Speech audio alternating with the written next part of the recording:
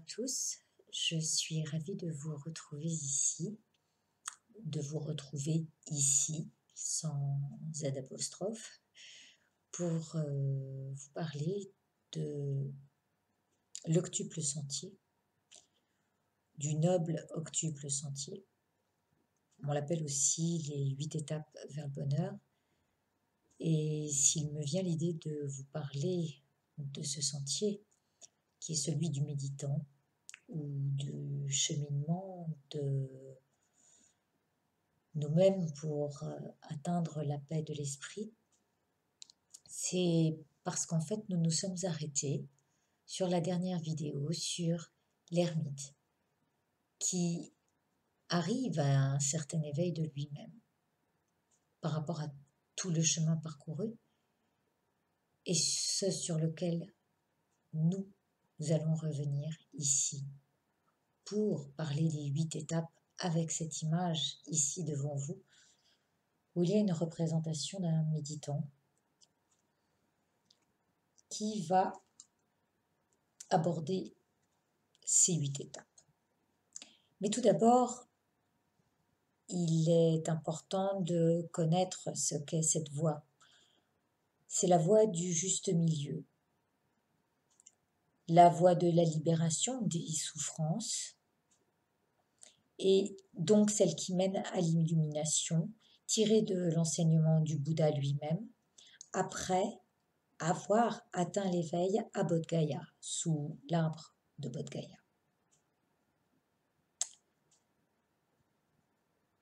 Cet enseignement est établi à partir de 4 nobles vérités qui sont à prendre en considération. La première est de reconnaître que nous souffrons tous, que nous avons tous de la souffrance qui apparaît à un moment ou à un autre. Cette souffrance s'appelle dukkha, D-U-K-H-A. La deuxième vérité, c'est de reconnaître quelle en est la source, l'origine de cette souffrance, l'origine de dukkha. D'où vient-elle? Et la troisième vérité, c'est l'éveil à tout ça, à cette reconnaissance, et vouloir se détacher, renoncer de souffrir et se libérer de tout ça.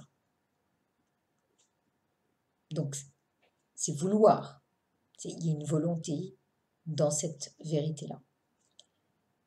Le quatrième, c'est ce cheminement et la pratique qui nous y mène. Tout ça dans l'idée de nous guérir de nos propres souffrances.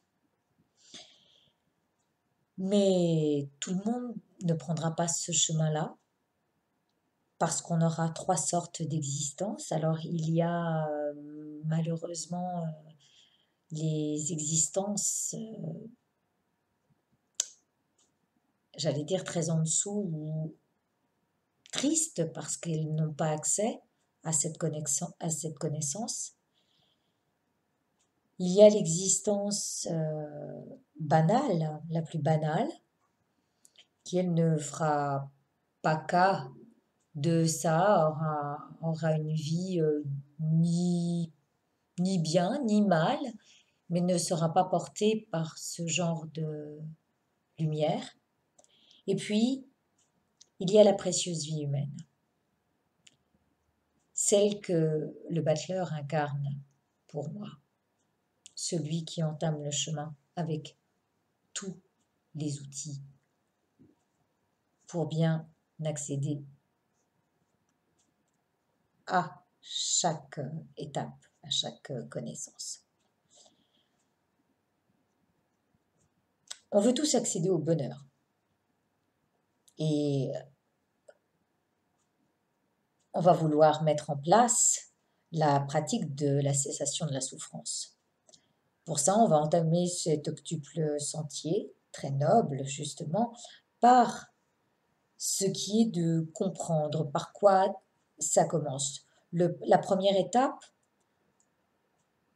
c'est d'avoir une compréhension juste. Alors, la compréhension juste, elle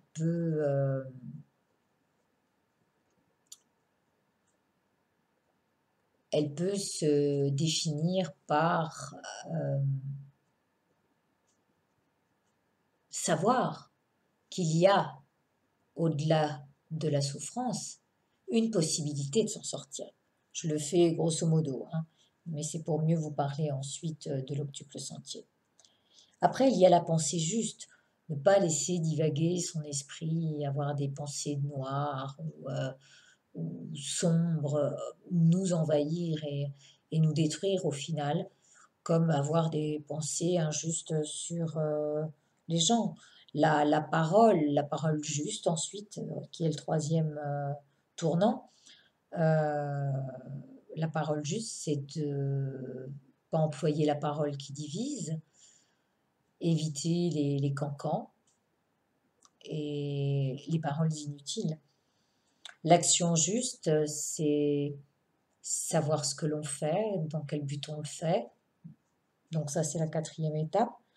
La cinquième, c'est le mode de vie juste. Comment allons-nous, dans quel but allons-nous vivre et qu'allons-nous apporter à notre karma. L'effort juste, qui est donc la pleine conscience. Puis ensuite, en septième, arrive l'attention juste, qui est une méditation approfondie. Et en tout dernier, c'est la concentration juste, la méditation juste. Sur ce schéma-là, les deux premiers points font appel à une certaine sagesse. Les trois suivants, qui vont du 3 au 5e point, est de l'ordre de l'éthique. Et le 6e, qui va jusqu'au 7e, est une discipline mentale qui se dirige directement vers la méditation. La pratique de ce chemin s'appelle Shamatha Vipassana. Shamatha voulant dire apaiser l'esprit. Et Vipassana, c'est à partir de la vision profonde qu'on aura de ce cheminement. Donc, Shamatha Vipassana, apaiser l'esprit à partir de la vision profonde. Ce chemin, il va falloir le prendre pour apprendre à apaiser son mental, à le calmer, à le driver. Et on va commencer par regarder cette image qui est avec un moine qui a plusieurs ustensiles dans la main.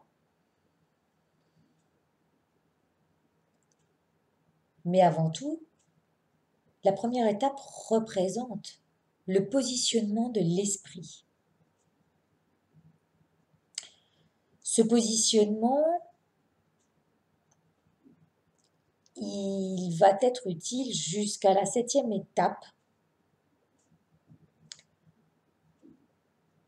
Je vous en parlerai après par rapport aux flammes que vous devez voir de part et d'autre du sentier. Ce qu'il a dans la main gauche, c'est la corde, et la corde représente le rappel. Et puis, dans la main droite, il a un bâton qui sonde, et ça, c'est l'attention. Vous voyez notre méditant qui court après l'éléphant tout noir, très perturbé, très... L'éléphant, c'est l'esprit. Et devant, ce petit singe, lui, il correspond aux productions de l'esprit. Et le noir, à leur agitation, à toutes nos émotions en fait.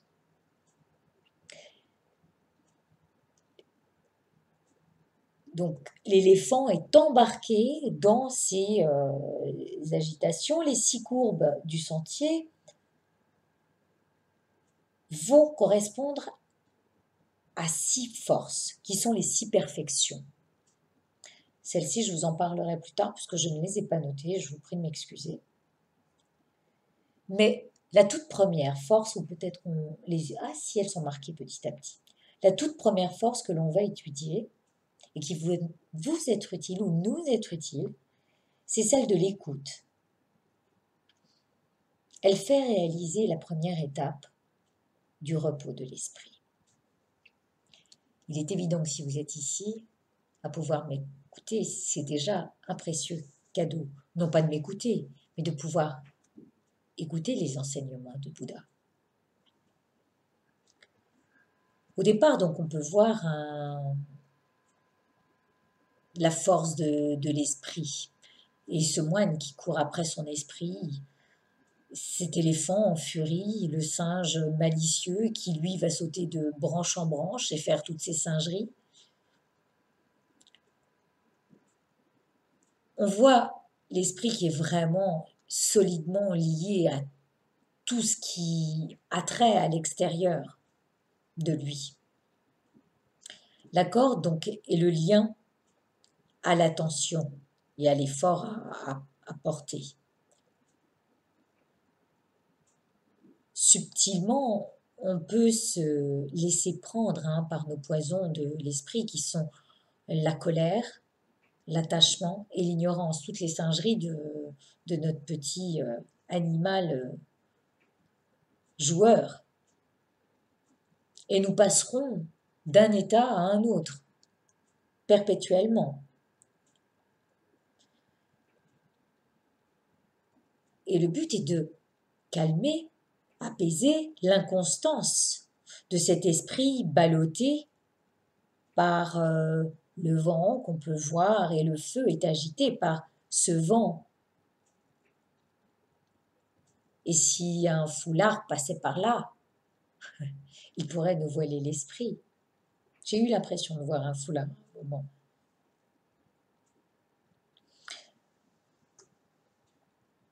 Si on sent le singe qui... Si on s'accroche à ce singe qui passe de branche en branche, cela n'apporte que des distractions à l'esprit éléphant. Alors, en deuxième étape, il va falloir nous positionner dans la durée de l'instant présent. Et purifier notre esprit de sa négativité. Regardez, en avançant, on voit petit à petit que le méditant est toujours à courir après son esprit, encore bien sombre, mais petit à petit, la calotte de l'éléphant, comme celle du singe, commence à s'éclaircir, se purifier. C'est déjà une preuve de l'effort qu'a fourni le méditant. Et l'activité est toujours bouillonnante, l'activité de l'esprit. Mais on peut arriver à stopper sa cadence. Répété par la pratique de s'asseoir, on pourra voir de plus en plus et de mieux en mieux comment fonctionne l'esprit et comment il est porté dans toutes les directions qu'il prend à laisser faire l'ego en nous, qu'on n'a pas conscience en cette pratique tout de suite de voir apparaître. Mais il est à identifier à toutes les projections mentales qu'on se fait durant la méditation, comme les perceptions douloureuses qu'on peut se ramener à soi durant celle-ci, ou les pensées noires. Heureusement, à force de pratique et d'effort, le feu décroît d'intensité. Regardez, il est moins fougueux ce feu. Donc ce méditant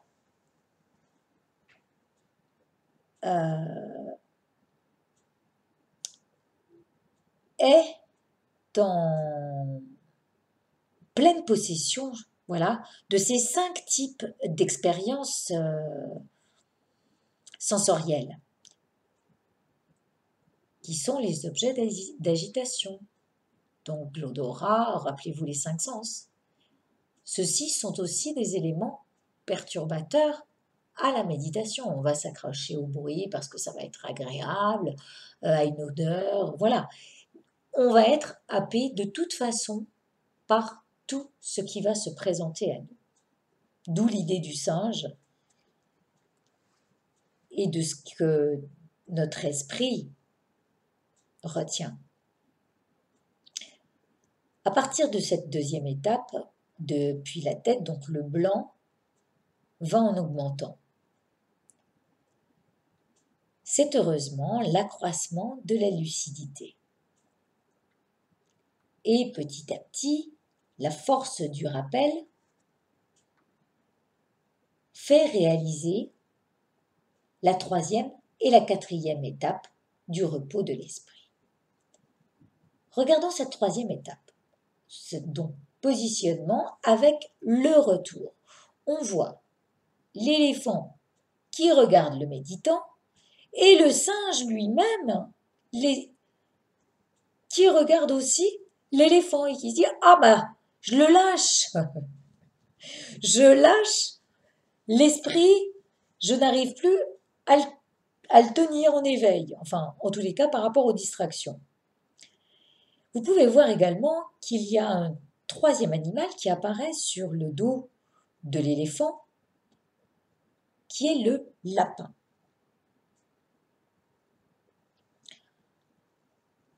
Alors, avant d'arriver à cette troisième étape, tout de même,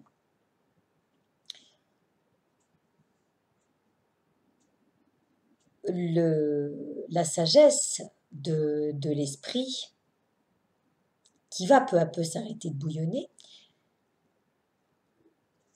est amenée par la répétition de la pratique de s'asseoir, d'accord, la pratique de la méditation, et de voir comment fonctionne l'esprit, comment l'attention est portée sur toutes les directions, d'accord, ça je vous l'ai déjà dit, donc je m'entraîne un peu, mais c'est pas grave, et on est toujours sur cette troisième position où notre éléphant ralentit considérablement sa cadence.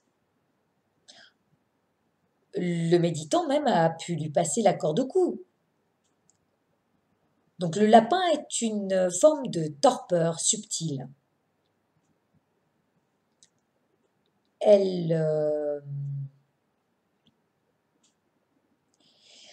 n'est pas, elle nous endort, mais elle n'est pas un endormissement grossier, comme on peut le voir. Si de temps en temps vous pourrez voir quelques méditants qui piquent du nez. Oui, ça arrive, mais on se réveille très vite. La plus subtile de ces torpeurs, c'est qu'elle est très douce. C'est pour ça qu'on l'a représentée comme un lapin.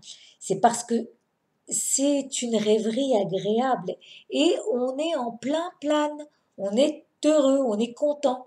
Et c'est un des obstacles majeurs dont il faut se méfier durant la progression du chemin. Il peut nous empêcher un profond travail et malheureusement d'aller au cœur de l'essentiel. Donc cet éléphant a le regard tourné vers l'arrière, eh bien il exprime que l'esprit a reconnu ses distractions.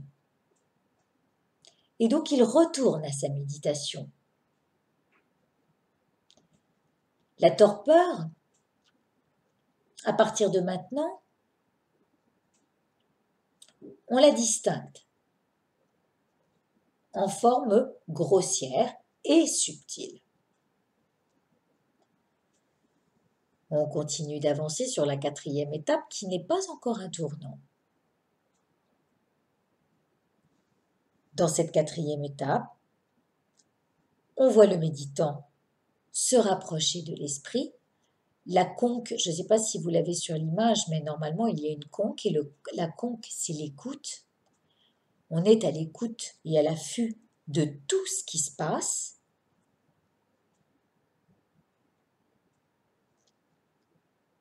Et on voit que le lapin est toujours présent, mais que la négativité sur chacun des animaux décroît fortement. On le voit de plus en plus. Et tout ça,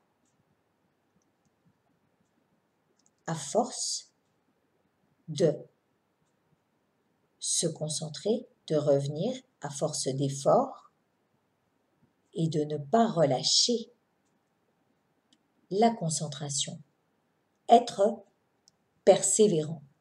D'accord ? Ici, nous arrivons à un joli tournant qui sont l'arbre fruitier.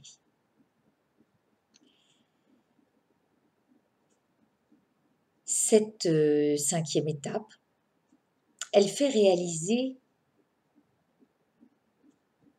la 5e et la 6e en même temps, qui est donc la force et l'attention. Les fruits sont ce qu'on a abouti déjà et qui sont des atouts positifs. Dans cette 5e partie, je vais vous lire ce que j'ai trouvé. Ce 5e stade, marqué par l'arbre fruitier et qui se trouve en bordure du chemin, nous permet de voir aussi le singe qui se met à accueillir les fruits des pensées profondes et lumineuses. Cela peut sembler être une bonne chose, mais du point de vue de la méditation, c'est une belle pensée profonde, certes, mais qui ne sont pas l'objet de l'attention, la méditation. Et à contre-cœur, il va falloir qu'on se dépouille, même des pensées spirituelles, belles et les plus profondes. Même si elles nous élèvent ou nous magnifient, elles deviennent en fait des obstacles. Dès lors qu'elles nous détournent de la conscience du moment présent. À partir de ce 5e stade, c'est le méditant qui va prendre les devants et qui va orienter la marche. À ce stade, on ne subit plus passivement les événements, mais on peut insuffler la joie et le bonheur dans chaque moment vécu. La purification des moments mentaux et de l'attention prend de l'ampleur. Regardez. Et tout devient beaucoup plus harmonieux.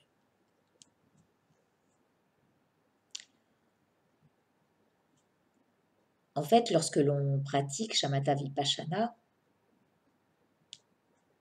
et que l'esprit part dans une direction positive, je le répète, c'est une distraction. Il faut l'arrêter.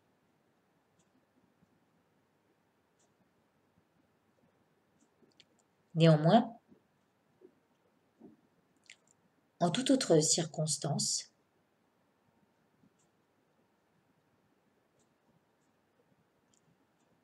il ne faut pas encourager ce genre d'image positive.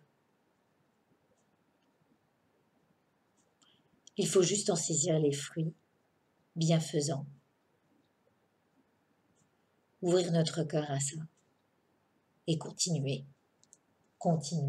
à avancer.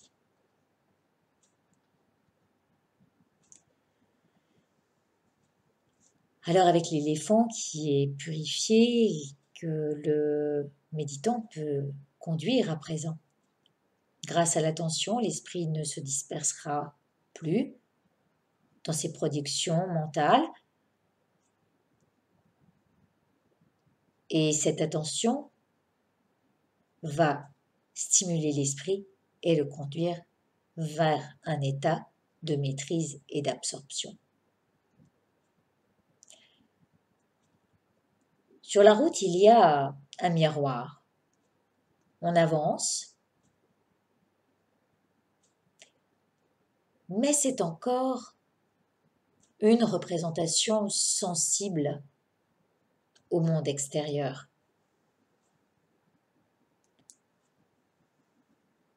Elle est toujours là et nous n'en sommes qu'à la 5e étape. Alors, la 6e étape va être de pacifier, la pacification, tout ça. Si on regarde bien dans ce 6e tournant, le moine ne doit plus tirer l'éléphant. Avec son crochet, il avance et, comme un ami fidèle, l'éléphant le suit. Ce qui fait penser que le rappel de la méditation est constant. Et sans qu'on soit obligé de le ramener constamment avec force, l'esprit a l'objet de méditation devant lui. L'attention se manifeste naturellement.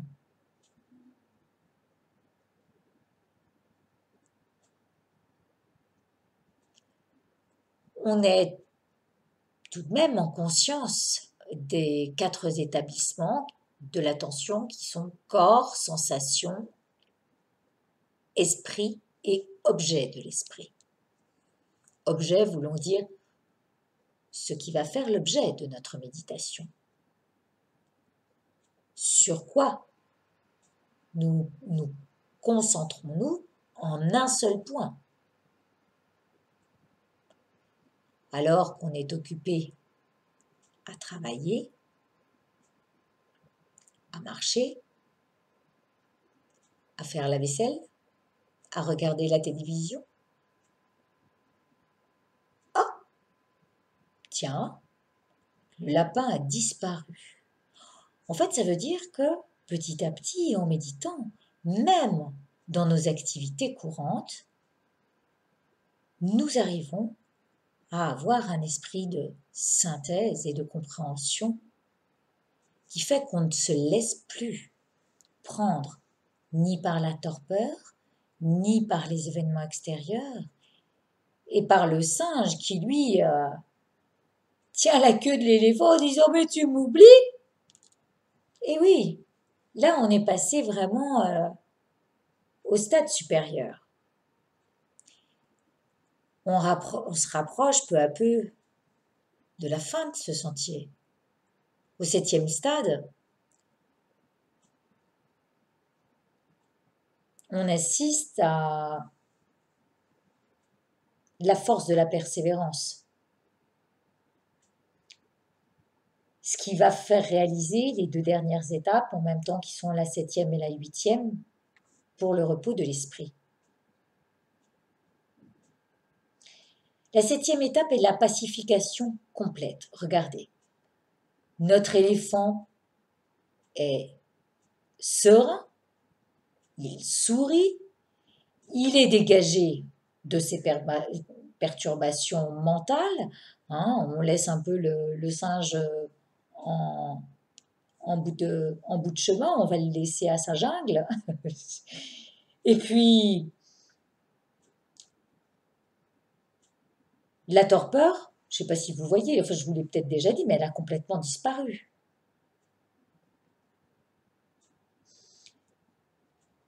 Il se peut que de temps en temps puisse apparaître le petit lapin, hein. C'est pas dans les situations difficiles, on a toujours cette torpeur et et, et- et nos tendances, c'est ce qu'on appelle nos tendances névrotiques, nos névroses, hein. Comme disait mon lama, on est normalement névrosé, donc il disait on est normosé. Ouais, je trouve ça très bien comme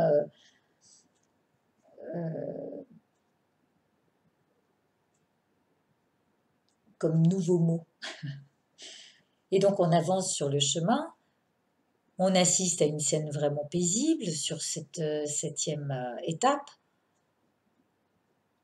La marche n'est plus dirigée, l'esprit évolue comme bon lui semble, et sa méditation ne sera plus vraiment affectée en elle-même.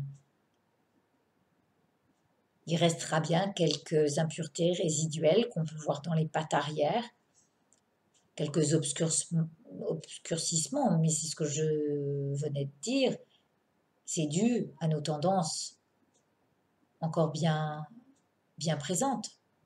Et nous avons conscience de cela. Auquel cas, il faut encore apporter plus d'attention, heureusement. Cela a bien diminué. On arrive à un beau stade ici de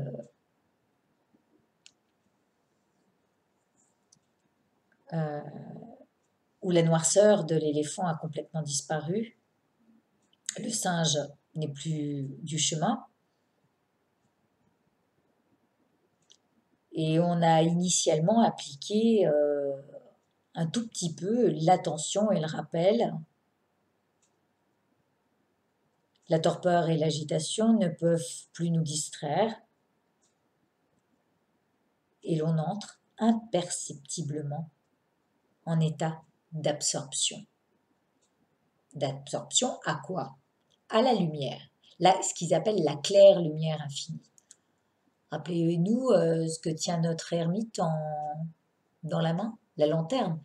C'est le chemin qu'Atisha nous montre aussi, hein. C'est un chemin auspicieux qui montre comment pratiquer. Donc on va essayer d'unifier tout ce qu'on a appris.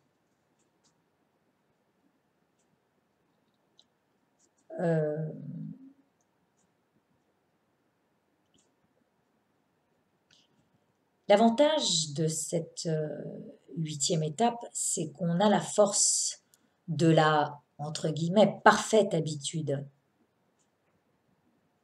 Et elle va nous faire réaliser cette neuvième étape du repos de l'esprit, où on va être totalement libéré. Regardez, à la fin, on le voit carrément voler, hein. C'est l'expérience de l'extrême pureté du corps, amenée par la paix de l'esprit. Donc, dans cette neuvième étape, le méditant et l'esprit éléphant sont au repos complet. Il y a une immense équanimité qui envahit l'espace, la conscience de ce tout et qui imprègne l'expérience. Et là, la pratique, Shamatha Vipassana, c'est complètement réalisé. On voit notre méditant reprendre le chemin sur le dos de l'éléphant avec une extrême pureté de l'esprit. Il a un regain d'énergie Les pratiques de Shamatha Vipassana sont conjointes. Alors, il y avait Shamatha et Vipassana, mais j'ai tout mis ensemble, moi, parce que c'est le chemin qui compte. Et c'est tourné vers la vacuité. Tout ce qui est vide de sens. Et ce qui va nous couper directement de la racine de nos souffrances, le samsara, le cycle qui nous emmène vers nos attachements, vers notre colère et vers notre ignorance. Les 3 premiers poisons. Avec une attention et un rappel constant, très énergique, on recherchera la compréhension juste. Et tout ça pourquoi? Parce qu'à la fin, le méditant arrive à trancher le filet de la dualité et se sert de toute son énergie pour arriver à l'éveil et se libérer définitivement de ses souffrances. Il vole, je vous le rappelle, il est complètement détaché. Donc en fait, s'il faut reprendre le chemin, c'est pour reprendre le chemin de la vision pénétrante de l'ermite.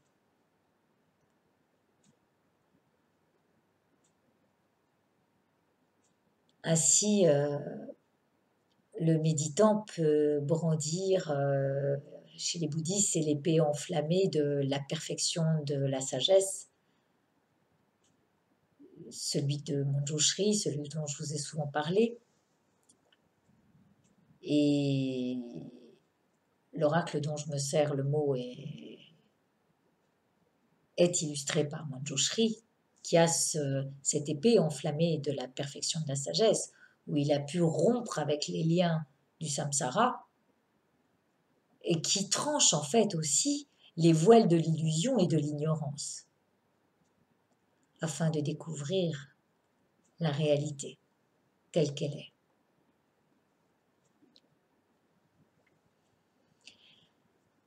Voilà toute cette description de la méditation telle qu'elle doit être pratiquée.